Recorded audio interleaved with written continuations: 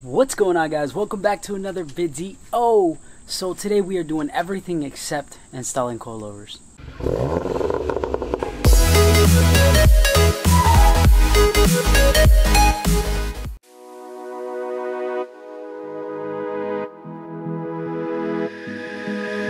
Alright guys, so here are the victims for today. We have a subframe brace from ECS as well as sway bar bushings for Project Mark 7. So removing this is actually a pretty simple job. You just got to take off the 2 bolts on this side, 2 bolts on that side, and they are M10s. So make sure you have the right star socket for those. So the bushing itself, guys, is being more of a pita than I thought it would be. So I'm going to have to go upstairs, do some research, and see how to take these off. Alright, so today is poor air quality action day in New York. So we're supposed to be carpooling. So that's what this guy's here for. Actually, he came down to do some OBD11 coating on his BF7. So we're gonna head to Home Depot real quick, get some stuff, so that way I can fix the sway bar, and then we'll do some coating on that guy. I don't think I've showed him your car yet. You know the deal, huh? Copyright. So this is Sammy's new car. It is a B7, right? Yeah. B784 wagon. It's dope. Avant. Oh, sorry, I'm sorry, I said wagon. Avant. You know, mine is called, some people call it base, but then there's another name for it. Saloon, I think? Saloon. Saloon? Yeah, that's what it's called. Avant and Saloon, I think. That's the regular stand for door. We gotta get rid of that chime. I told you, you gotta put your seatbelt on. Yeah, so we're gonna head to Home Depot real quick. I have to get a torch so I can torch out that other bushing on the sway bar. I thought those things just kind of came out, and apparently they're glued on. So I definitely have to get that, and we'll head back over here. I changed my shirt because the other one was drenched. It looked like I dipped it in water, bro. It's like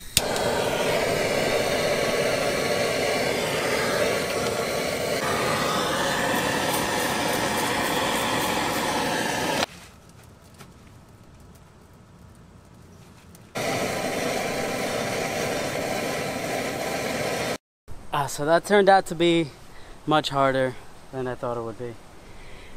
We actually had to take the torch, like you guys saw, and torch the old things out, but that looks pretty darn sick. I like the setup with the ones in the front as well. So we got to see how these actually drive, but I'm gonna wait a little while. I gotta go upstairs and just hang out for a little bit because it's just way too hot out here, guys. Way too hot. So hopefully we can get to some OBD11 and making these windows work, because we made his windows go down with the remote.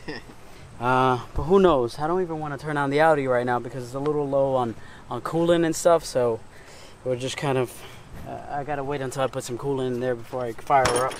And it's just way too hot right now. So I'm gonna go upstairs and chill for a little bit, and then come back downstairs and try to do some more work. So I wanted to thank my boy Sammy for coming out. Couldn't have done it without him. Oh, yeah. That thing was a pain in the butt. We're about to go get some food and get this car off the ramps because we're too lazy to take it off. Look at that. Looks crazy, right? That's how low my car is gonna be. dropping it that low? Who knows? Maybe. I gotta battle with these bad guys at the meet. Oh yeah, I know.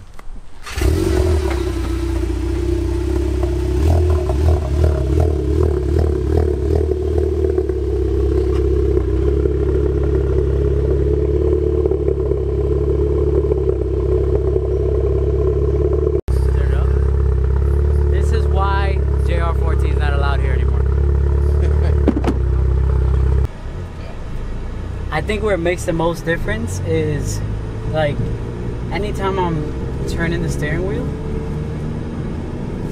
it feels very flat.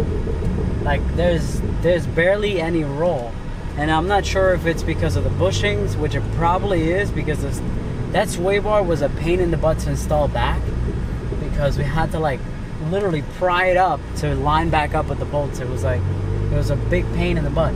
But if you guys are looking for a stiffer rear end, you got to do everything.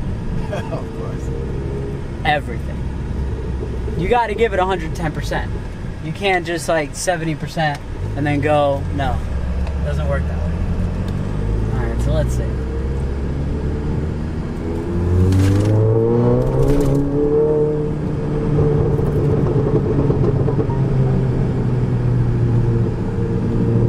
See, it stays very planted, right? Yeah. Another stuff in the back. Yeah, I know, the stuff in the back is just making a lot of noise, but the car is staying very planted in the corners, which is nice. That's exactly what I was looking for. Now, I am really excited to put on the coilovers next week, because then it's going to be even more.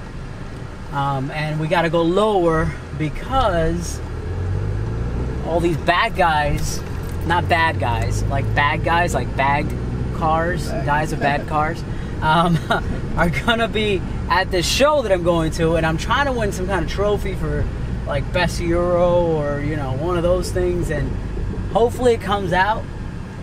But I definitely need to be a little bit lower and have less wheel gap in order for the judges to, you know, kind of lean my way.